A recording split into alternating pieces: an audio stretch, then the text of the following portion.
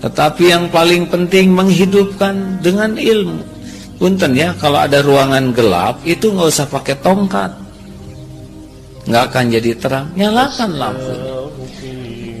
Iya, kalau suasana gelap, nyalakan lampu kebenaran. Jangan pakai tongkat. Artinya jangan main marah-marah saja. Ini saya dapat perumpamaan. Boleh saya baca ini? Ini menarik ya. Mungkin ada yang tidak sependapat, tapi saya senang dengan kiriman tulisan ini karena jadi bahan tafakur. Semoga yang menulis ini dapat pahala, termasuk yang membaca dan mendengarkannya ya.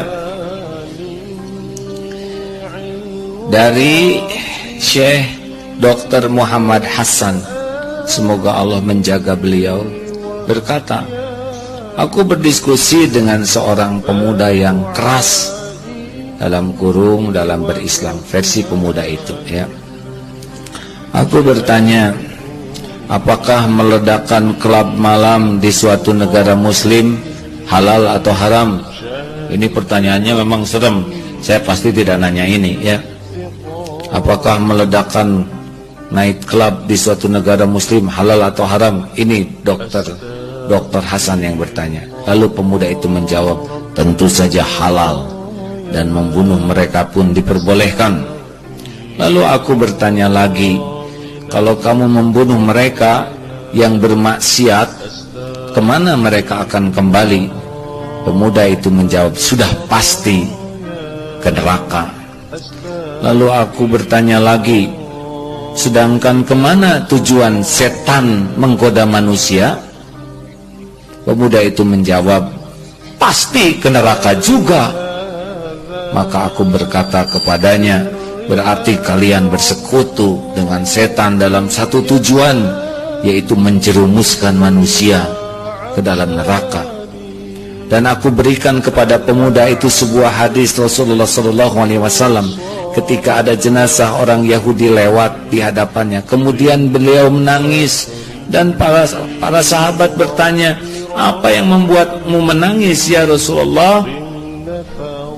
Ya Rasulullah, beliau menjawab, aku telah membiarkan satu orang masuk neraka. Maka aku berkata kepada pemuda itu, perhatikan perbedaan pola pikir kalian dengan Rasulullah SAW yang berusaha untuk memberikan menjadi jalan hidayah kepada manusia, yang berusaha menyelamatkan dari siksa api neraka. Kalian di satu lembah, sedangkan Rasulullah SAW dan Islam di lembah yang lain. Saya hanya membacakan tulisan beliau. Dan memang kalau kita lihat bagaimana Rasulullah hadir rahmatan lil alamin, berjuang keras agar hidayah tersebar. Sampai ada ulama yang mengatakan sebetulnya para pendakwah mubalik itu ibaratnya seorang ayah yang anaknya diculik. Anak diculik, pasti dia berjuang keras agar bisa menyelamatkan anaknya ini. Nah, dalam dakwah ini melihat orang yang bergelimang maksiat, terjerumus dalam maksiat, dia sedang diculik oleh setan yang memang menginginkan dia terjerumus ke dalam neraka. Nah, tugas kita berusaha sekuat tenaga membantu membebaskan dari penculikan ini, yaitu dengan dakwah, fadzakir innama anta mudzakir, mengingatkan. Kita lihat apa yang diajarkan Islam. Saya mau tanya dulu. Dulu di zaman Nabi, apa semua orang kafir dibunuh? Ayo, jawab yang apa namanya? Yang yakin. Jangan enggak. Jawab yang yakin, percaya diri. Apa di zaman Nabi semua orang kafir dibunuh? Apa di zaman Nabi semua orang munafik dibunuh? Apa di zaman Nabi semua harta orang kafir dan orang munafik dijarah? Apa ada Nabi memerintahkan umat Islam menjarah harta orang kafir dan munafik? Berarti perbuatan Nabi itu menjadi penjelas ayat ini, saudara.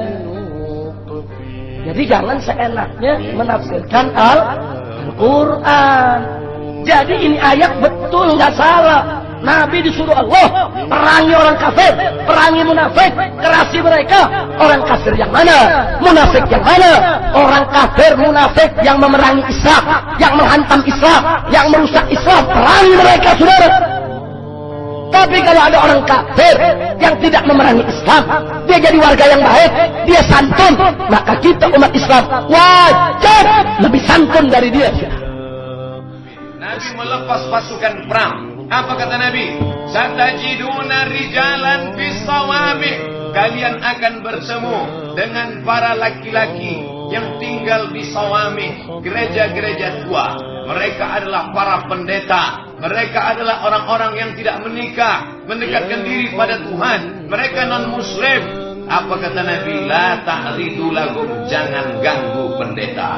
Ini khutbah Nabi yang ditulis dengan tinta emas dalam sejarah. Dulu mereka kalau berperang, hancurkan rumahnya, bakar kebunnya, ratakan dengan tanah. Tapi Nabi mengajarkan, jangan ganggu pendeta. La taqtulu sabiyan murdi'ah, jangan bunuh anak kecil yang masih menyusui. Wala syaikhan faniya, jangan bunuh orang tua renta yang sudah tua tidak sanggup angkat senjata untuk perang. Wala ta'khiranna nakhla, jangan cabut pohon korma. La taqta'unna syajarata, jangan kamu potong pohon kayu. La tahdimu buyutan, jangan hancurkan rumah. Ini sudah diajarkan Nabi kita 14 abad yang lalu. Sekarang barulah kesepakatan Jenewa, PBB, Persatuan Bangsa-Bangsa, menuliskan tidak boleh mengganggu dokter, tidak boleh bunuh paramedik, tidak boleh mengganggu wartawan, tidak boleh mengganggu pers.